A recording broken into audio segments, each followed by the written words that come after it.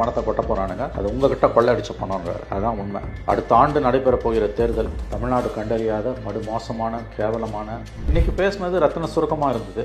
எதுவுமே மறுக்க முடியாத கருத்துக்கள். ரொம்ப முக்கியமானது நீட்டை மட்டுமே வாழ்க்கைன்னு நினைக்காதீங்க. ஏன்னா நீட்டில் நிறைய பேர் தோல்வி அடைகிறாங்க. யூபிஎஸ்சியில் பாஸ் பண்ணுறவங்க நீட்டில் தோல்வி அடைகிறாங்க. அது ரொம்ப முக்கியமான ஒரு பாயிண்ட். அது இப்போ எனக்கு மருத்துவம் படிக்கணும், நான் ஒரு டாக்டர் ஆகணுன்றது தான் என்னோட கனவு. அப்படி இருக்கும்போது அதுக்கு தடையா நீட்டுன்ற ஒரு விஷயம் இருக்குங்க. தொடர்ச்சியா நீட்டை தானே விமர்சிக்கணும். ஆனா இவர் ஏன் நீங்க நீட்டை மட்டும் பாக்குறீங்க, வேற ஏதாவது ஒரு படிப்பை தேர்ந்தெடுங்க, வேற ஏதாவது ஒரு ஃபீல்டுக்கு போங்கன்னு சொல்றது அது கரெக்டான விதமா? அது ப்ராப்பரான அப்ரோச் ஆகுது. ப்ராப்பரான அப்ரோச் தான். இந்த தோல்வி அடைஞ்சா உலகமே இருண்ட மாதிரி நினைக்காதீங்க. மருத்துவ படிப்பு இல்லைன்னா வாழ்க்கையே இல்லைன்னு நினைக்காதீங்க. மருத்துவராக கனவு காணுங்கிறவங்கள 100 பேரோ 1000 பேரோ தான் ஒருத்தர் தான் மருத்துவர் ஆகிறாங்க. எல்லாருக்கும் அந்த சீட்டு கிடையாது. அதை நம்ம புரிஞ்சுக்கணும். இந்த ஸ்பீச்சுக்கு அப்புறம் ஒரு கேள்வி வராதா, தாவேகா தலைவர் விஜய் நீட் குறித்தான நிலைப்பாடு என்ன அப்படின்ற ஒரு கேள்வி வராதுங்க? அது ரொம்ப குறுகிய மனம் கொண்ட உள்நோக்கம் கொண்ட தனிப்பட்ட முறையில் விஜய் மீது காழ்ப்புணர்ச்சி கொண்டவர்களோட கேள்வியாக தான் அது இருக்கும். ஒரு விவசாயி அந்த மாதிரி பார்த்தா அவங்க பயிர்களை விளைய வைக்கிறாங்க, உணவுகளை அப்படி பார்த்து அவங்க தயாரிக்கிறாங்க அப்படின்னு சொல்லி ரொம்ப அழகான ஒரு இதுவும் வைக்கிறாரு. ஸ்டில் இங்க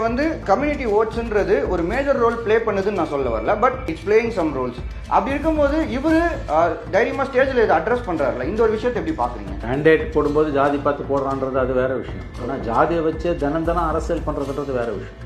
அதை தான் அவர் எதிர்க்கிறார். பிளவுவாத அரசியலை எதிர்க்கிறார். அந்த மதவாத சாதியவாத அரசியல் பக்கம் போயிடாதீங்கன்னு இளைஞர்களுக்கு சொல்றாரு. அவர் பேசுகிற ஆடியன்ஸ் 18-20 வயசு பசங்க. அவர்களுக்கு அந்த புத்திமதி அவர் சொல்றாரு. ஏன்னா அந்த வயதில் பலியாவதற்கான வாய்ப்புகள் அதிகம். இன்றைக்கும் பார்த்தீங்கன்னா தமிழ்நாட்டில் ஜாதி போட்டுக்காத ஒரே இனம் இந்தியாவிலே தமிழ்நாடு தான். பெயருக்கு பின்னால் ஜாதி போட்டுக்காத ஒரே இனம் தமிழ்நாடு தான். பார்ப்பனர்கள்லேருந்து கடைநிலையில் இருக்கக்கூடிய சாதிகள் வரைக்கும். ஆனால் இன்னைக்கு அந்த போக்கு மொள்ள மாற ஆரம்பிச்சிருக்கு. ஒரு 18-20 வயசு பையன் சாதி பேரை தான் பின்னால் போட்டுக்கிற ஆபத்தான போக்கை நோக்கி நம்ம நகர்றோம். அதனால தான் அவருடைய இந்த வார்த்தைகள் மிகுந்த அர்த்தம் புரிந்தவையாக எனக்கு படிக்கும். தமிழ்நாட்டுக்கு என்னத்துக்கு எலெக்ஷன்? வார்டு பிரசிடென்ட் ஒரு வருஷம் போடுனா கூடியா முழுகிட போகுது. ஏன்னா கொள்ளாச்சு தான் உட்கார போறீங்க. உட்காந்தோன்னா கொள்ள போட்ட பணத்தை எடுக்க போறீங்க. 2 பேர்ல யார் வந்தாலும் பணத்தை கொட்ட போறீங்க. தேர்தலில் யார் ஜெயிச்சாலும் அடுத்து மக்களை கொள்ளடிக்க போறீங்க. தொடர்ந்து தான் நடக்க போகுது. 2 பேர் தான் செய்ய போறீங்க. பிசினஸ் தான்.